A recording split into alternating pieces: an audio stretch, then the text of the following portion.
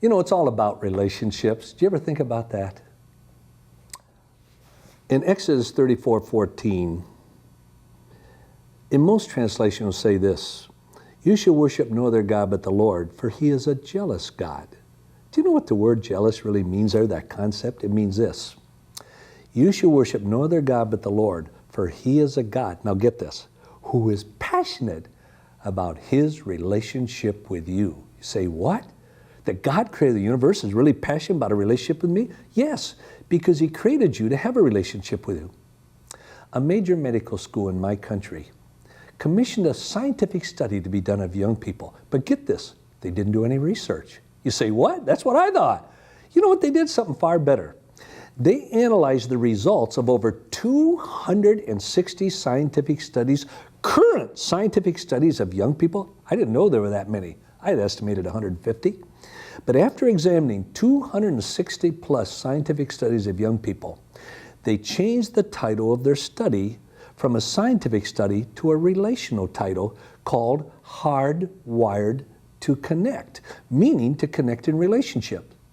Why would they do that?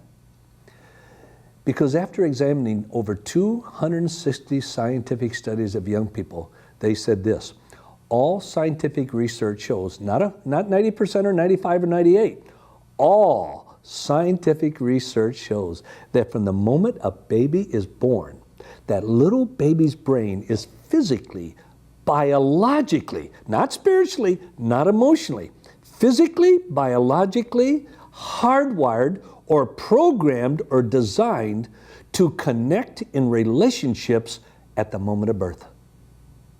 And I remember reading that study and said, whoa, that does make sense.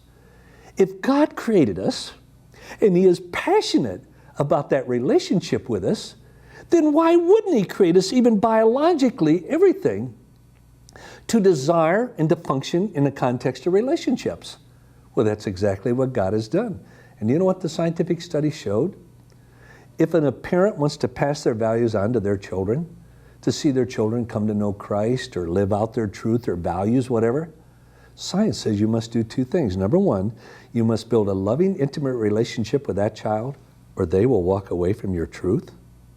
Second, the study showed that you must model that very truth in the presence of that child, or they will walk away from it. Oh, just realize today, God created you for relationships. First of all, with him.